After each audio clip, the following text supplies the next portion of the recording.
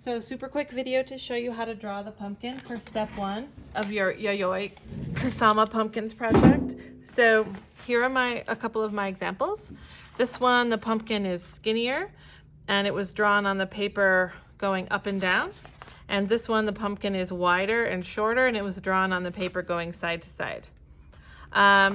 So you're gonna choose whatever color paper that you want, and then if you'd like to look at this is provided for you, shows you a step-by-step how to draw the pumpkin. You can make your pumpkin sort of whatever shape and way that you want, but it needs to have at least 1, 2, 3, 4, 5 sections, but it can have more if you want. This one has 1, 2, 3, 4, 5, 6, 7. And then a little one at the back there. So at least 5 sections. So you're gonna start out, I like to start out by drawing this center section first, including the little stem coming right out of this center section. So I'm gonna draw this one side to side, but you guys could hold your paper vertically if you want, but I'm going to go horizontally for this demonstration. So we've got kind of like a funky oval shape, and it doesn't have to be perfectly symmetrical because pumpkins in nature are not perfectly symmetrical. And then I'm going to make like a little curvy line there, and that's where I'm going to put the stem of the pumpkin.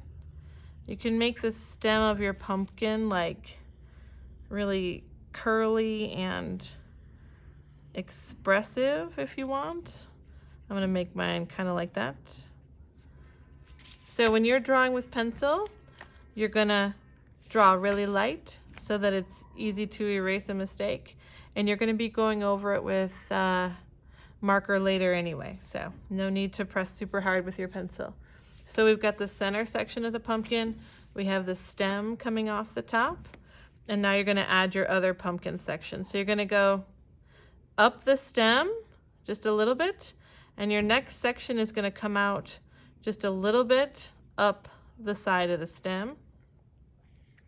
And you're going to go out, and you're going to kind of follow the same curve that you already have and mimic that same curve. Same thing on the other side. You can try to make it symmetrical, but it doesn't have to be perfect because the most interesting pumpkins are not symmetrical anyway. They're like lumpy and bumpy and weird looking. All right, so this next section is going to come off kind of the top of this second section. And it's going to come out sideways like that. Same thing over here. We're just adding on the sections of the pumpkin as we go. And then this handout that shows you how to draw a pumpkin doesn't have what I'm about to do next, so it's optional. But I'm gonna add this little back piece that you would see if you were looking at the pumpkin.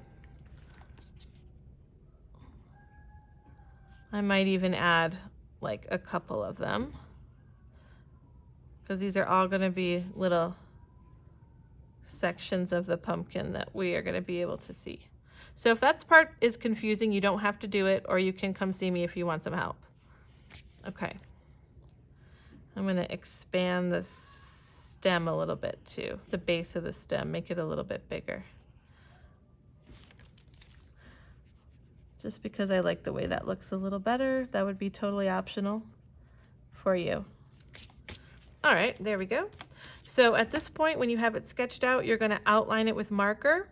I'm just gonna use a black Sharpie. If you wanted to try a color, like if you think a red line would look cool with this orange paper, or a purple line, or a dark orange line, or I don't know, just whatever you think, you can try it out in the extra space on the paper because that's all going to get cut out anyways and thrown away.